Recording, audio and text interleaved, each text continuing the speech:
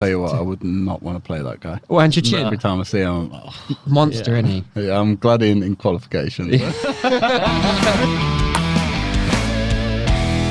to have you on the show, Tom. Cheers, thanks for having me. It's great. So you've had a good career so far. You're still young as well. You moved to Sweden, right? At such a young age, 16. Yeah, I was 16. Yeah, wow. So. And I mean, you kind of need to do that now. Do you feel, especially from the UK, to get to the top?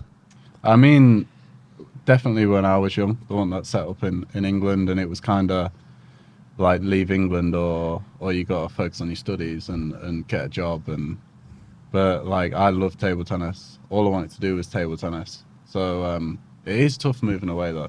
I don't think like the German, the French people and the Swedish people realise like how privileged they are, that they can. That's a good point, actually. Yeah, that they can live at home. And I mean now with how it works in England, we've got a national centre and stuff. So I hope that like the kids growing up now that they can stay in England and have their family and work with the people they've worked with their whole life. Because I mean, I'm lucky I went away and say it worked out and like that, and I improved a lot. But there's many people that go and they struggle, and then that's the end of table tennis for them. But maybe if they'd have stayed at home, the career would have gone on a lot longer. Or they'd at least maybe still be playing, like still enjoying it. Like it's the problem we have in England. We have a lot of dropout, don't we? There's been some fantastic players over the years. Yeah, there's like loads, and you hear of like Paul's generation and Pitch's generation, and they're winning medals at Europeans, and like obviously how good Gavin Evans was, and okay, his was for other reasons why he had to stop. But like we've got this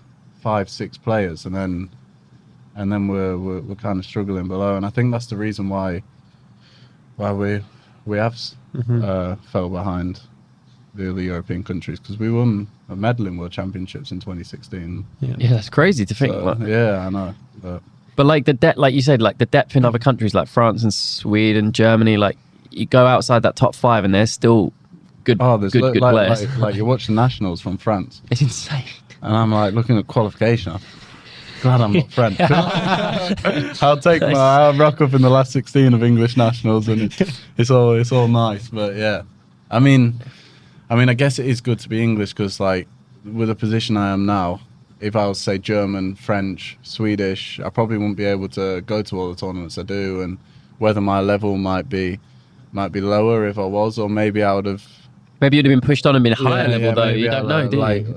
Like the stuff they have in Dusseldorf for the German kids. Like I'm flying everywhere, battling. Like, oh God, can I practice here? And these Germans just like you see a kid and you're like, oh, he's all right. And then you watch him like Bertelsmeyer, like no one knew who he was. Been training in Dusseldorf a year, just rocks up in Europeans, and that was a close match for Felix in the last 16. You're like. Like, yeah, it's crazy. I think maybe, like you said, maybe people don't actually realize like this is what people want to see as well, like the real behind the scenes of like, you know, you're having to go here, there and everywhere to train. You're having to like, you know, you've flown out to Singapore here. It's a long old way, you know. Got like, smacked first round. It's tough. Like, you want me to bring that up, Tom? But only happened 2 hours ago. Sorry to rub the salt in the wound. But you know what I mean? Like, it's tough. Like, you had to fly out here, you know, how many hours? We had the same flight, 10, 12 hours, whatever. Like, and then, like you say, you lost, now you got to head back. Like, it's tough. Like, it's not, people maybe think, oh, it's a glamorous lifestyle and stuff, which obviously, you know, you love table tennis. It is fun and obviously you enjoy it, but there's a lot of tough parts to it as well. Yeah, I played a league match on Sunday. I just found out I was coming. Yeah. Oh, only on Sunday you found out you were coming? No, I found out a few days before. Right. I finished the league match and stay in a hotel. Next morning, up early, flight to Bangkok. Sat in the middle between two geezers. I'm cramped in. Get off at Bangkok. Sat there 4 hours by myself, thinking, like, it's better be worth it, you know. It's tough. And I think, a lot of people, like the general public or like table tennis fans, maybe don't. Like, it's easy to forget that side of things as well. But I get this as well. Like I'll probably go home now. I'll speak to my mates. Oh, Singapore, like. Or I think my brother asked me yesterday. Oh, what's the weather like? And I said, to be honest, I haven't been outside yet. Yeah. I've been here 2 days. Been a table tell you what, the balls in the holes. Like, I haven't been out. There's a building with a boat on it. I'm apparently supposed to see while I'm out here, but maybe I've got time to. You need to go see that. But all these sacrifices, though, like, you know, when you get the big wins, that's the feeling you're chasing. You know what I mean? Yeah. And you get over the hurdle, and it's all about going to the next step, isn't it? The next level, and you have to push for a while. And like, look at what the world number one, Wan Chuqin. He's had all sorts of upsets recently, you know, and now he's back at the Singapore Smash. I bet he's very determined to try and get over the line, right? And I'll tell you what, I would not want to play that guy. Wan Chuqin, Every time I see him, I'm like, monster, isn't he? yeah, I'm glad in qualification. It's not far off, you know, how strong the qualifications The are. qualification is crazy. It's Yeah. ridiculous. When you've had also Wan Chun Ting, who's phenomenal. But I think like the general public don't appreciate it. Like you come here, like you have to be top 150. That's probably the lowest ranked here because I'm wild card. Like you're looking at the draw, and every match is going to be brutal. Yeah. In 2022, I'd just come back from injury, and I was like, I'll start playing again. I went out to America and made the finals of a tournament. I was thinking, like, oh, I'm back. This is easy. I was top 100 in the world. This is easy. I love it. Yeah, and then I went like 6 months without winning a match, and then you start pulling your hair out. Like, what do I need to do? What am I doing? And then you can like start chasing the points again and start playing too many tournaments, and then you just get in a downward spiral. And I think like you just kind of like have to accept it. Sometimes you're going to come, and it's. I think like that's maybe a big part of like getting to that next step, because a lot of people who quit maybe or don't reach that next step are like, oh, and they give up, you know. But like there's so many people like around that that level. Okay, like the top 30 and that are different, but like someone 50 in the world could lose to someone 200 in the world. And like table tennis now, like you see from like every country has a good player. Like Kirill from Kazakhstan, or like Kanak from America, Hugo from Brazil.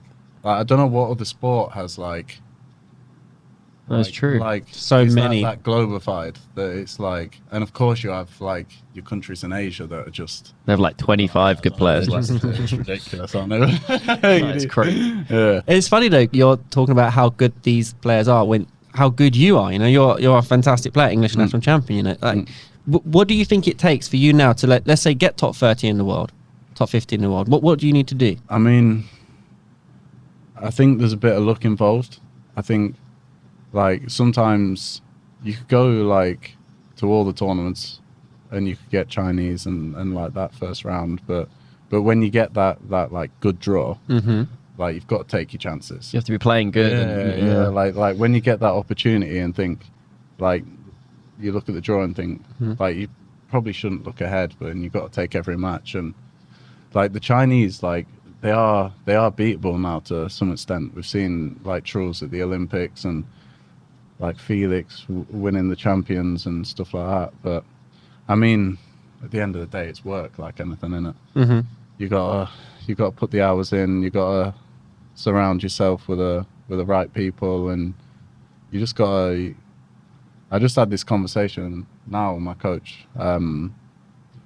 Like, if you do the work and you do everything perfect, there's still no guarantee. But maybe there's a chance. But if you don't do the work, then there's no chance. You can just go home and do something else. But The opportunities will come the more like maximising your chances. you've got to live the life of table tennis. So Yeah. it's like loads of people are like, well, why'd you train so much? And like, what can you do? And I'm there thinking, oh, I missed that backhand flick. Gonna go do. But like table tennis as well, it's not like whoever you play, it's going to be completely different. You need to be ready for. It's not like sports like sprinting, running. Like it's you, and you go and do it. You need to be ready for stuff to go wrong and be ready for anything. And the variation of styles just makes it's every crazy. game so different, doesn't it? you have to turn up and like be ready for it to be difficult. I wonder how the top players in the top 30, as you mentioned, are kind of like ahead of everyone else. How do they adapt so well then? Like, I mean, like for example, like Hina Hayato is training like 5 hours every day in the I hall. don't know how she does that. Is that an advantage? No, maybe? it's insane. She was in the training hall, and I was like, "Oh, she's been playing ages." I come back 2 hours later, she's still going. And then I went into the Infinity Arena. I'm And like, she's there. "Oh, she's in there playing." Yeah, she's she's in for like did an 5 hour. hours She yesterday. hasn't even had a water break yet. And I was like, "What's going on here? It doesn't make sense." It's Yeah. like, but then if she's played like 6 hours yesterday, she's going to be a lot more used to the balls and the table than someone who's rocked up and played a 10-minute session. I think there's a balance though, and I feel like the more you've been winning and the more confident you are, like the easier them changes are, because you've got certain things that you trust and you know, like and I mean the Asian to European style is very different anyway. Yeah. I mean, okay, there's some exceptions in Europe, like Duda, the man's an absolute animal. I mean, when you've put in all that work, especially, and I think like you're looking for that, it still would have been. Well, I'm sure there would have been times where it's like why am I doing this? My body hurts and all like that. But maybe that would work for him, and it wouldn't work for someone else. You know, I think with table tennis, there's no right answer. You just gotta try and understand yourself as you get older, and it's a bit like style as well. Like no one's going to play the same. Not every you're going to play a different style depending on your strengths, weaknesses, and that. Yeah, right? of course. And also, some players maybe can train hard and not get injured. Yeah, You know, that's important. You know what I mean? My back would be gone after. Yeah, my hip will be folded in half of your back. Yeah. So you need to have some sort of like, maybe from a young age, especially the Asian players, because they start at such a young age with good basics, they can probably then sustain higher training thresholds. But I think like you get used to it as well. Like if you went and did 6 hours tomorrow and you hadn't practiced nothing beforehand. Yeah. Whereas I went and did 6 hours, like it's my job. I'm used to it. And like I was watching you train in Grenzow recently when I was there with Canuck. Jeez, it's amazing stuff. Yeah, Like, but it is beast in almost it. like you wake up and you feel sore and that. But it is quite lucky that we get to do it for a job. It's awesome. Like, it's amazing. Yeah. You said that you love the game, right? Yeah, I love it. I never stop watching it. It's like That's fantastic. yeah, it is. But I'm on the. I absolutely loved Paris. Yeah. I've watched like every match like 100 times over. Paris was crazy as well, wasn't it? And I think it was like such an important time for our sport. And I think it's really like kicked on from them. Like Truls is so big in Sweden now. Yeah. The LeBruns are so big in France, and it like carried over to the champions and stuff like that. And I think if the top guys are doing so much and it brings stuff, it all filters down in a way. So it makes it easier for like me, like 150 in the world, to earn a living and try and push up through it. So Sure. And obviously you're good friends with Truls, so you get to learn from him as well, and probably push each other as well. I wouldn't try and copy him. I don't know how he does that. I'm looking at him sometimes like, How does he do that? Like, how do you even think of that? Yeah. But like, Isn't that not something though? Maybe you could just give a go. Like, you ever just try a random chop block every now and then? no, Like, I no. think I'd, Because I was at the China Smash. I mentioned this earlier. I was at the China Smash. I was watching Truls up close against Harimoto. Harimoto, industry standard. He's perfect, isn't he? Yeah, Technique, yeah. graphs. He's a beast. And I was like, how the hell is Truls going to win this game? Yeah. Harimoto is flying. He's 3-1 up, buzzing. Truls starts slinging all these chop blocks. They're missing Did you loads. see his match against Lim Jong-hoon in Yeah. World Oh, that was in Yeah, Houston, and right? he gets, but he lands. Yeah, he gets He started one doing shot just in. nonsense, basically. Yeah. Like, But once he lands a couple though, then the opponent is nervous and they change. Yeah. And I don't know if that's like something that maybe a lot of players should just start trying, because But I Harimoto think literally couldn't it's play a- after I it. think it's a it's very like, individual. It's a special talent. What? Well, there's not But many. he does that practice could- it though. Yeah, It's he not does- like he he just does, randomly does it. but- He trains it. But I think for him, like I spoke to him about it once as well. Like it's more natural for him to be creative and stuff like that. And he was saying to me like I couldn't go in like you do and try and. I guess that's the way I've been trained, and I was raised with a Chinese coach and like that. But I still think if I'd have had exactly the same upbringing as Truls, like I wouldn't be able to. I mean, no one can do the stuff that he does. It's like Waltner, isn't it? That unique, Yeah. interesting. What a legend that guy is. He's a hero, and he's so funny We as could well. do the rest of the podcast just speaking Just talking about that. Waltner. Yeah. We'll be here till tomorrow. Yeah. Who's your goat then out of the two, Marlon and Waltner? I mean, I've always like when I went to my first like men's tournament was Rio Olympics, and that was a bit crazy being thrown in straight there. And like I was like starstruck by everyone there because I'd never seen them. But I'd say like the one person that I still see now, and when I see him, I'm like oh my god, is probably Marlon. So There's an aura in it. Think about that it's guy. Like he's like what a guy. Yeah, nice. I've That got- guy doesn't miss. I've got one awful story with practicing on the same table as Fan Tindong. I haven't told many people this. Well, I think Now you're going to tell the world. who was we go. practicing with him. It might have even been Anders Lind or something. And it was Korean Open 2019. and like we're practicing, and Anders always gives me tips, and he's talking about my half-long forehand because he'd seen my match, and then he gives me one of his like heavy chops, and I go down, and then I really go down, and I've hit my shoe. I don't know how you hit your shoe on a half-long. And I looked down at the floor. I looked like literally like half the rubber's come off my bat. No. There's rubber all over the floor. And there's like fans and dongs stood behind me. I'm like, oh, get me out of this. If there's one man you don't want to do it in front of. Oh no. I mean, if I ever have to play him now, he's probably, he's going to give me half on forehand. Game over, innit? Takes his rubber off. Hilarious. Oh, Brutal. man, that's crazy. Obviously, we see all the players on the circuit, and I've been at loads of these events now. Harimoto for me is the hardest worker. You can always hear one him of them. when they're in the hall. And he's just always there as well. There's a few players that Yeah. you know by the sight. You could, if they were practicing now, I could tell you Dima's. You know, he's, we can hear it from here. with his little I tell you what, when I played Dima at Worlds this year, like everyone's heard of Dima's backhand. They know how famous it is, and it was one of the first points. He served like his little kicker pendulum to me, and I flicked to his backhand, and I just heard, "Where?" And I was like, "Where's the ball?" I was like, "It was." You just meant to pick it up. It was ridiculous. Yeah. I'd never seen a backhand hit that fast. Really, yeah. It's insane. It was, He is a beast. yeah, isn't he's he? a monster. Yeah, he is. He is. He is such a trained athlete as well. Don't he? You know, he's put in. He's one guy I've like looked up to and watched a lot in my life, because I don't know, we're both big guys, Yeah. and probably not the most like talented in terms of feeling like that as well, but the hours that guy must have put in, Just the graft, and yeah. the mentality for some years, like To maintain that. you knew if it was 3-3, like Dima's gonna win. Yeah. And he had some of the best matches ever with Mizutani. Like, I used to love them. Yeah, and Dimitri, for example, he's going to win a lot. Imagine how many juice games he's won over someone else. There's a certain like mental battle that happens in juice, though, isn't there? It's like Yeah, it's something about a juice, isn't it? like such a good feeling when you win in juice. It's Oh, great, what a isn't it? feeling. It's great, isn't it? Give a big one of these. Yeah. Yeah. Oh, It's, man. and I think, like, if you win a set in juice as well, like, it can knock them down quite a lot, but it can also raise you quite a lot. Better than beating them like 11-4. Because then they're just like, all right, bad set, let's go next one. But they may be like, oh, I missed that high ball at 9-8 or something. Yeah. I lost that set and like that. There is a lot of mental stuff at play.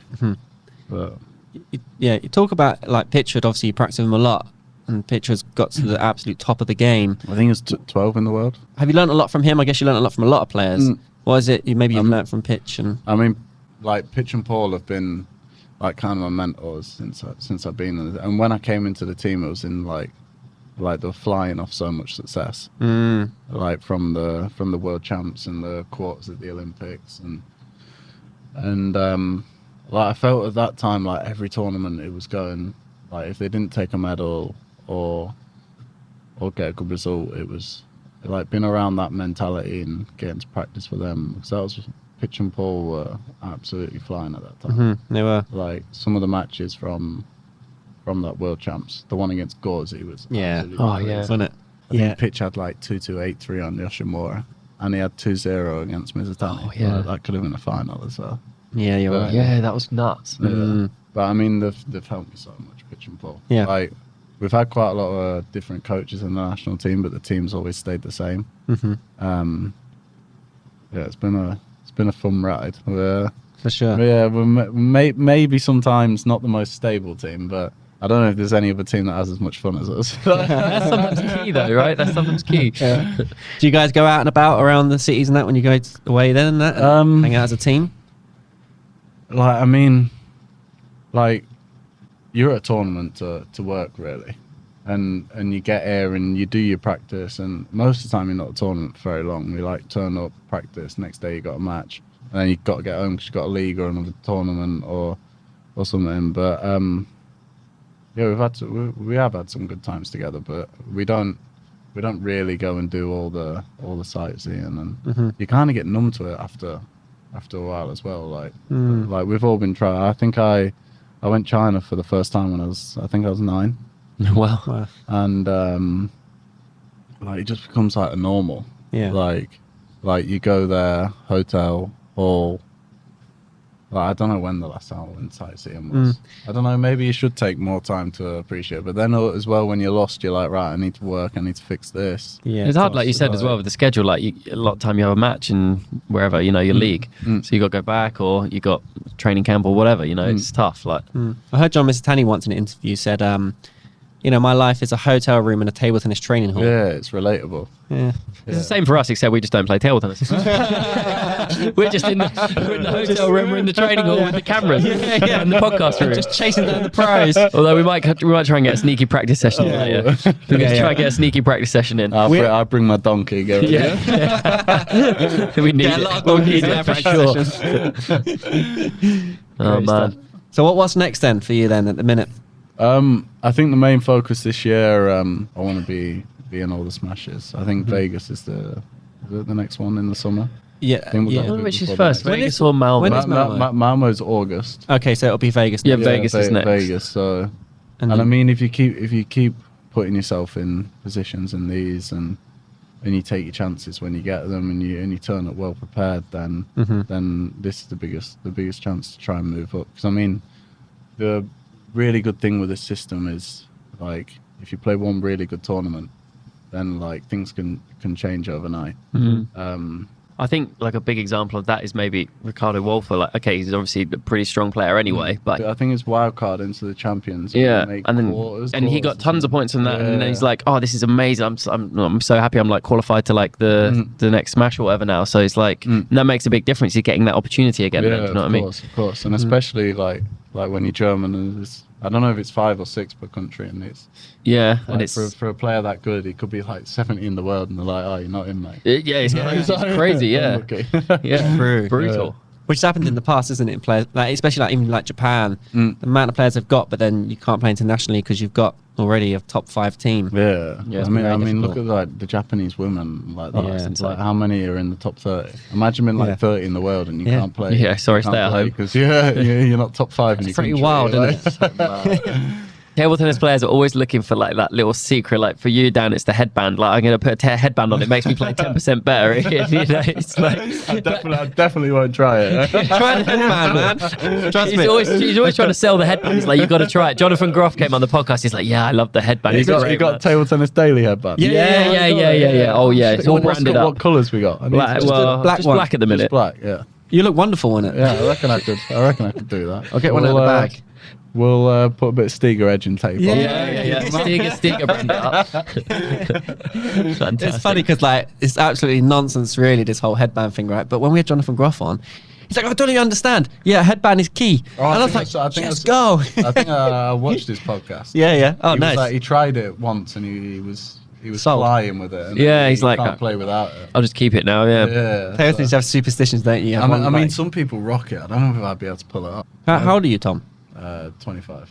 Is that Still it? very young. 25. Jeez. We won't disclose our ages now. I think. You're a youngster, man. Yeah, I think my hips are about 65. I know that feeling. Don't I'm worry. about 15 in the head still. But Once everything levels out, then you know, I think table tennis does send you a bit crazy though. 100%. Like especially when you're at tournaments and you're training so much and like I was speaking with Bence Mayores from Hungary, and we were saying once like when you hear the sound of the ball every day 6 hours, like, how can you not end up It's a good bit point. crazy? Yeah. There was that torture thing once, wasn't there, where they give someone the same sound for 24 hours? Like a drip sound or something. Yeah. But And like- it does send you nuts. But we do it to ourselves. Yeah. So it's even worse. Yeah. We're You have to- choosing to go nuts. No, yeah, a lot of people are like, you have to be crazy to even start play table tennis. Like, it's such a mental mad. game. complex. Like everyone's got a mad story. Yeah. Like, and I don't know with table tennis, like, because it's such a unconventional sport in England. Oh, everyone's like, do you Ping play pong. Ping pong. Yeah. Oh, I used to play ping pong at school. I Yeah. bet I'll give you a good game. Yeah, it's such a funny mentality. Steve from down the pub. So- played table tennis for his school. But So true, isn't it?